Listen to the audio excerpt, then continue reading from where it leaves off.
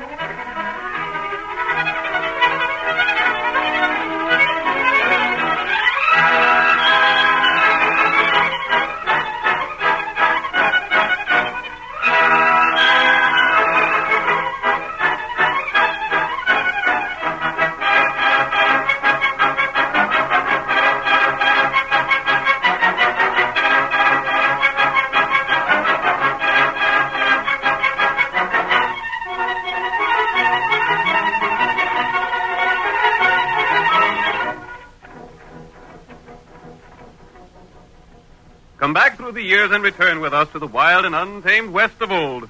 Thrill once again to another exciting story of the phantom figure of the plains who rode in the cause of justice.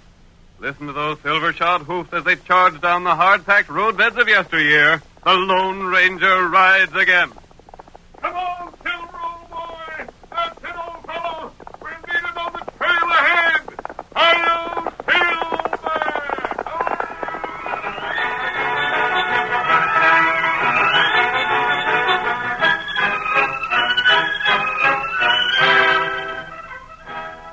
The Lone Ranger had made a long and tiring trip.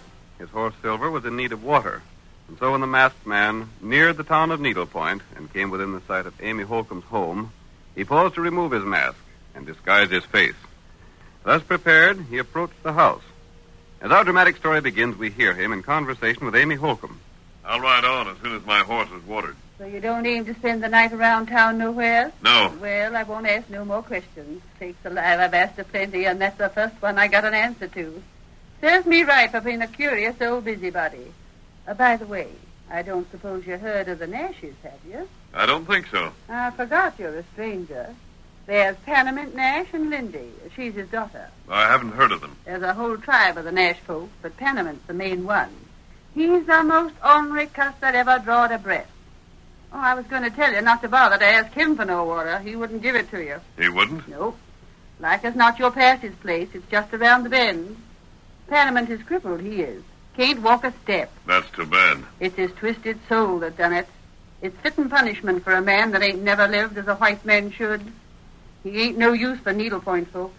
Won't let none of his people associate with us. Old critter thinks we ain't good enough for his breed. Are there many people in his family? Sakes alive, yes.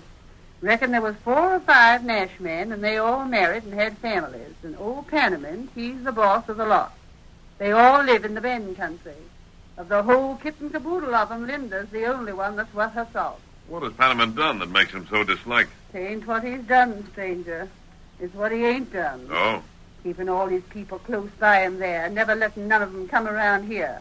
Won't even let any of us folks go there. That's how cussed mean he is. Hey, I heard of a man around Needle Point But named... wait, let me tell you. Here's what Panamint done. There was a young cowboy rid over to the Bend to see Lindy, and Panamint shot him. That's how poison mean he is. Lindy'd make a man a fine wife, but she don't have no chance to get off her, not living with old Panamint. Did the cowboy live? Yep, but he'll have a stiff arm for the rest of his life. Now, what was you asking about? A man named Frawley, Bob Frawley. Bob Frawley. My sakes, do you know him? He's our sheriff here at Needle Point. Is he? Sure thing. Isn't he rather young to be a sheriff? Young, but dead earnest about it. Is he well liked? Yeah, that's how he got to get the job. But say, hold on, who are you? Why? By Juniper. You ain't the one Bob's looking for, are you? Me? By thunder, I bet you are. You're the man that shot Bob's paw. You're mistaken. Well, maybe so. You don't look or act like a killer. But why did you ask about Bob? I'd heard of him, that's all. Main reason he wanted the sheriff's job so bad is because he figured it might help him to locate the man he'd give his life to get. The man who killed his father, huh? Yeah. Old man Frawley was dry-gulched. Some outlaw done it when Bob was just a younker, and his ma told him about it when he got older. Bob's vowed to get that man and put a soft-nosed slug in him just like what his pa got. Look, there's horsemen coming this way. Wonder who they are. Here, Silver. Hey, are you leaving now? Yes. But hold on a minute. That looks like Sheriff Bob on one of them horses. Some lady riding with him. Yep. Thanks for what you told me. Sakes alive. Hold on, stranger. If that ain't Lindy Nash that's riding with Sheriff Frawley, I'm plumb loco. I may see you again. Say, mister, tell them two to come around here and call on an old woman, will you? They're cutting off to the south like they didn't want me to see them. Hi-yo, Silver!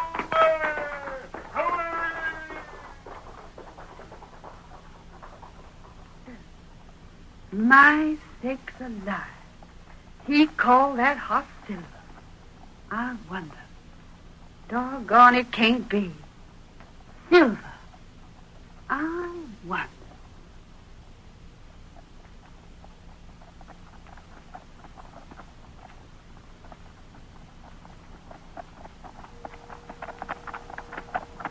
Look at that horse riding away from Ma Holcomb's place, Bob. Did you ever see the like of it? That's as fine a piece of horseflesh as I ever seen, Linda. I hope we cut away from her house before she recognized us. Oh, drat it, Linda. Why we gotta be secret about seeing one another? You know, Bob. You know how Pa feels about all the Needlepoint folks. I know, but just the same... If he knowed you and I was meeting each other, there's no telling what he'd do. Likely try to shoot me.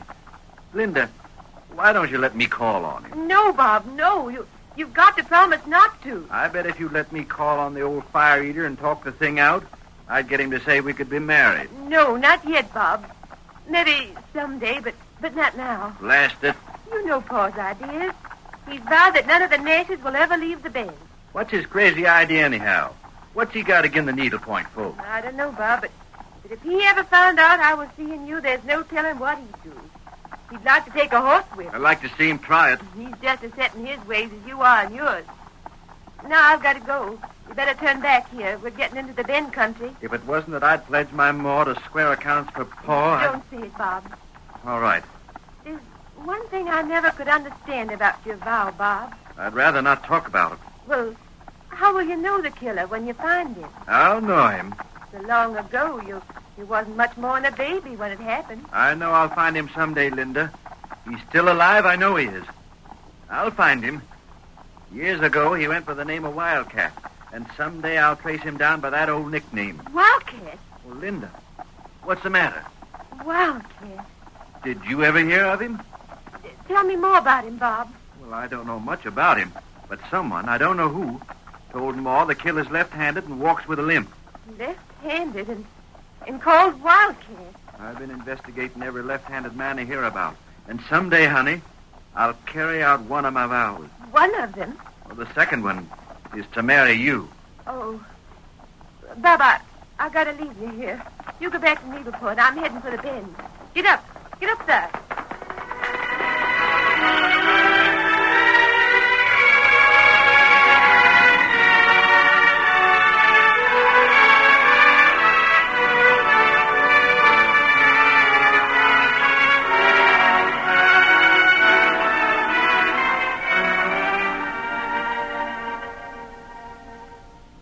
When the Lone Ranger mounted his great horse Silver, he headed toward the Bend. As he rode, he circled wide to avoid being seen by the girl and the sheriff who were headed for the same destination. When the ranger finally approached the Nash property, several minutes after Linda had arrived, he replaced his mask. Cautiously, he approached the guard who was stationed on the outskirts of the property. He quickly overpowered the man, tied him securely, and left him where he was. Then the masked man went to Nash's home. It had been his intention to speak to old Panamint, but when he saw Linda enter the house, he stationed himself outside instead. Panamint Nash, for years crippled and chair-ridden, greeted his daughter Linda and her companion, Morgan Nash, a distant relative. Well, about time you got back, Lindy. did you learn? Is it worth my while sending you into town? I talked to the sheriff, Father. And as soon as most anything happens to have you talking to needlepoint folks, I had to have some information. What'd he say? He told me that... Well, go ahead. Don't try to fib to me. You've been seeing considerable of Bob Frawley, ain't you? What? You see, Linda, I know what goes on around here, even if I don't get around myself.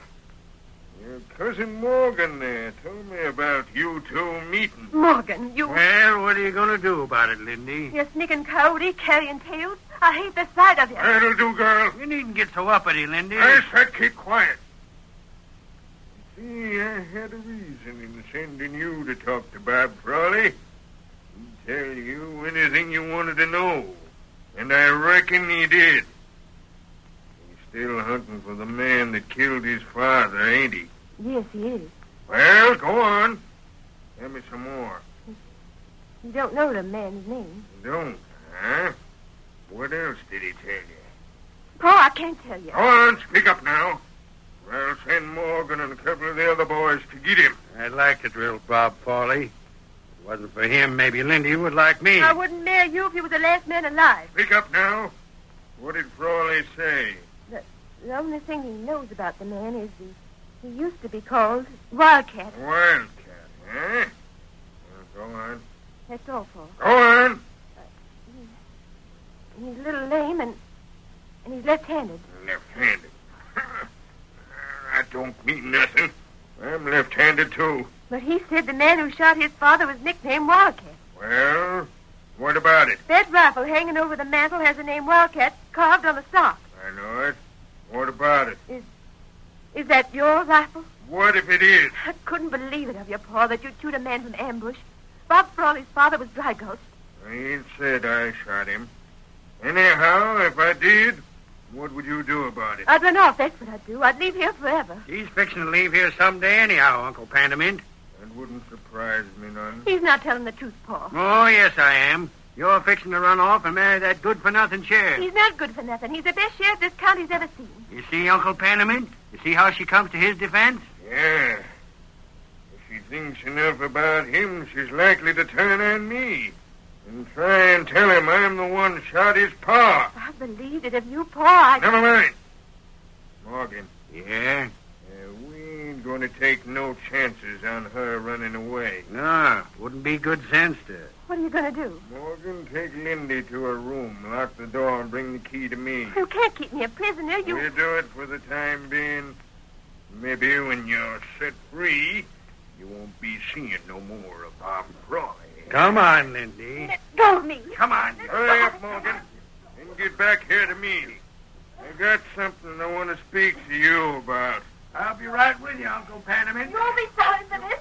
I'll get rid of Bob Frawley somehow. I'll leave you now the first chance I'll get. Take that key out. Fetch it back to me. He's locked in safe now. You can get out through the window if we ain't careful. I'll tend to that. I'll have a couple of the boys put some slats over the window so she can't get out that way. That's a good idea. Did you want to see me about something else? Yeah. You're far enough removed to marry Lindy. I'd sure enough like to. Your third cousin. That'd be all right. Yeah, only she don't seem to care much about me. I'd make her a good husband, though, Uncle Panamint. I'm a good, steady man. That girl's all in the world I care about. I want to make sure there's someone to take care of her when I'm gone. You can count on me. I'll fetch her around our way of thinking. I'll do it somehow. Gosh, that'd be You swell. can get along now. Tend to boarding up that window. That's all I wanted to see you about.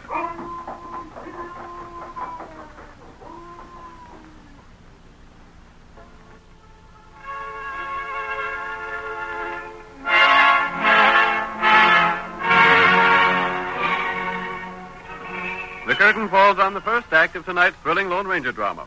Before the next exciting scenes, please permit us to pause for just a few moments.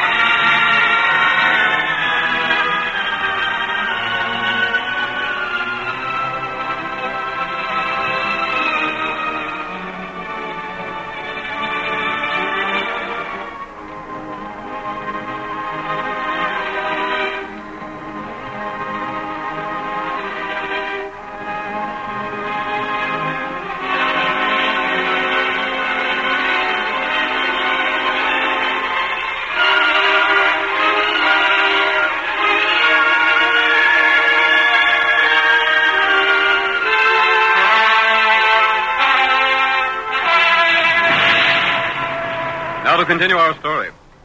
You will recall that in the first act of tonight's Lone Ranger drama, we learned that the crippled old Panamint Nash ruled his relatives from his invalid's chair with an iron hand. He did not permit strangers to enter Nash territory, nor did he allow any members of the Nash family to become friendly with outsiders.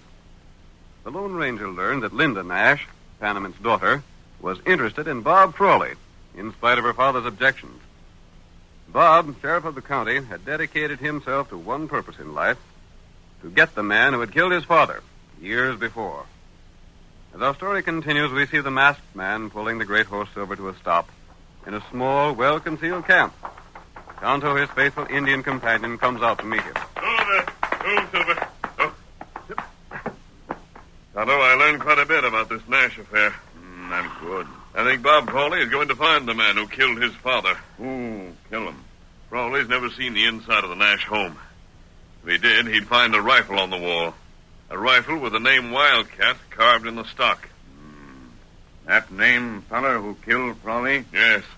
And the rifle belongs to Panamint Nash. Oh. Which makes a complication, Tonto. If Bob carries out his vow, it'll mean he'll have to kill the father of the girl he loves. And then him lose girl, huh? And if Bob Frawley doesn't marry Linda, the girl will live a life of misery. What happened, man? Nash is planning to marry her to a third cousin, a man named Morgan. Him good feller? No, he isn't. He's a sneaky-looking man. But old Panamint usually has his way. They'll be making plans for a wedding there, Tonto. Panamint will push the thing ahead as fast as he can. What we do? I want you to get into his land and stay around the house. You might be able to get a job as cook there. Me get work there. You'll have to be there to do certain things, Tonto. What then? You'll have to tell Linda to wait and be patient. Tell her to let the plans for a wedding proceed. Marry that feller? No. Somehow, I don't think the wedding will be performed. I have a few things to say to Panamint Nash myself. Things he may not know. What? That? You see, Kimosabe, Panamint doesn't realize that I know who used to be called Wildcat. Oh. I'll see you later when I come to the ranch to talk to Panamint. Yep. Hi-yo, Silver!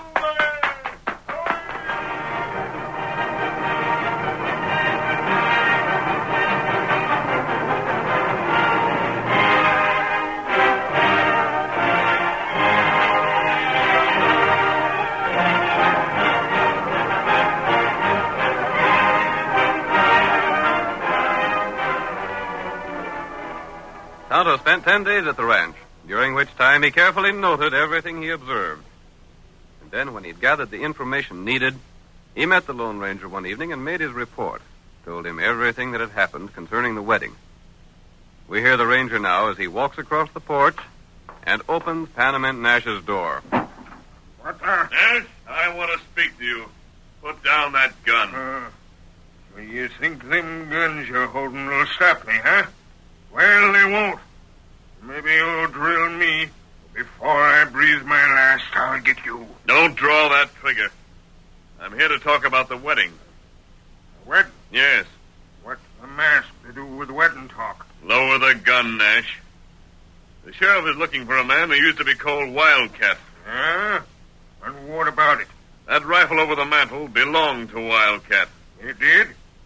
And what's more, that's the rifle that was used to kill old Frawley. Now, what do you aim to do about it? I know who Wildcat is. Do you? Maybe I do.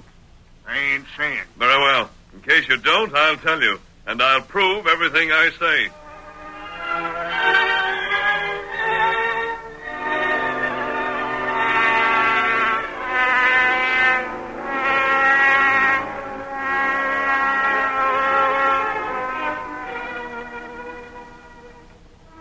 The Lone Ranger compelled the attention of Panamint Nash. And as the masked man spoke, Panamint became more interested with each word he said. Nevertheless, the wedding plans went on as originally scheduled. On the eventful day, every member of the Nash family assembled around old Panamint's chair in the huge ranch house. Linda, dressed in her bridal gown, stood in the doorway to the immense central room with Tonto at her side. You not worry. But another hour and I'll be married. That long time. Plenty happened. Oh, there's Paul waiting to speak to me. Linda! Stand away from that door. Come into the room. I got things to say. Well, Paul, you got that rifle off from the mantel. Yeah? What are you going to do with it? Maybe that sheriff critter will have nerve enough to come here and try and stop the wedding. You ain't going to shoot him if he does. Paul, no. Oh. So you got your spunk back again, huh? But this wasn't in the plan. What plans? You've been meek as can be for the past week. I thought you'd lost all your spunk. Paul, I ain't lost no spunk. I've been meek because I felt that no matter what you planned, the wedding wouldn't come off. That's why I agreed to everything you said. But if you plan to shoot Bob Frawley... Oh, you're looking for him to come here, Yes, huh? I am. He loves me. He'll defy the whole pack of Nashes to keep me from marrying a man I hate. So? If you try to shoot Bob Frawley, I'll stand before that gun. It's enough that you killed his father. You ain't going to kill him, too. No. You grin about it.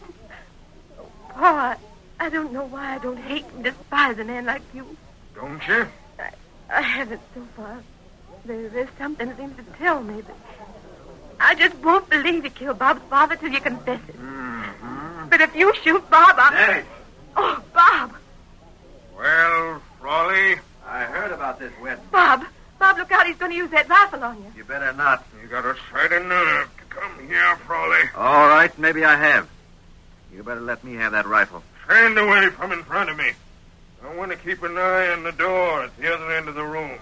For what? Never mind. Frawley, I didn't think you'd have the spunk to come here like this. You're the first needlepoint man to set foot inside this house. And when I leave, Linda's leaving with... What's that on that rifle? Huh? Let me see that gun stock. Ain't no affair of yours. Let me see it. Who owns the rifle? Is that yours? I ain't said so. Bob, listen, Bob. Don't be hasty. That's an old rifle. It's been over the mantel ever since I can remember. Quiet. You, Sam. Keep clear of that door down there. I want to see who comes in. I was saying, Bob, that Now, rifle... look. It ain't even loaded. I'll show you that it ain't. I'll squeeze the trigger. It was loaded. Hey, Morgan's in here. What the... You shot your nephew.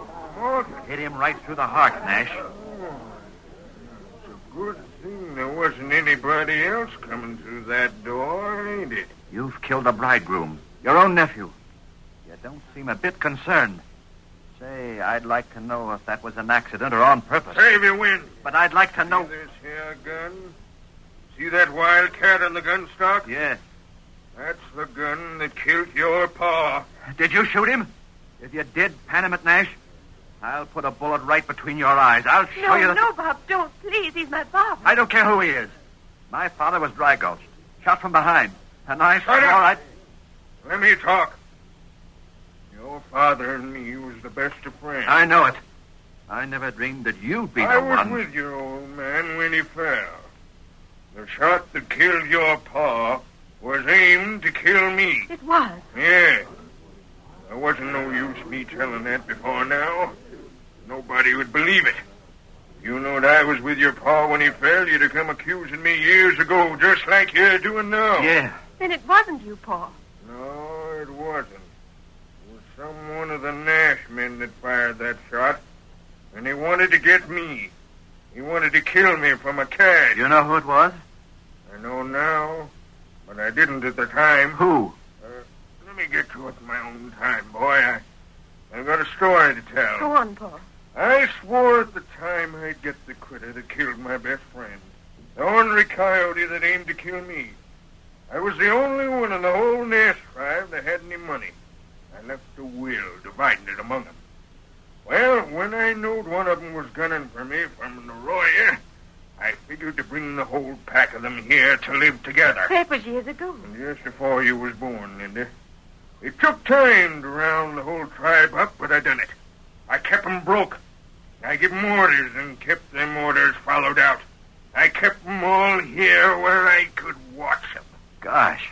I was hunting the same thing you was, Bob Frawley. I was hunting the killer of your father. Your old man knowed it was Wildcat that done the shooting, but he didn't talk to me. He wouldn't tell me who it was because he knowed it was one of my own family. He figured I'd side with my own flesh and blood if he told me. Tell me who it is, Nash. I'll see your revenge carried out. Ain't no need for that. The killer's already paid in full. You mean he's gone? He's gone. Gone with the same gun he used to kill your pa. You don't mean Morgan? That's just who I mean. Morgan.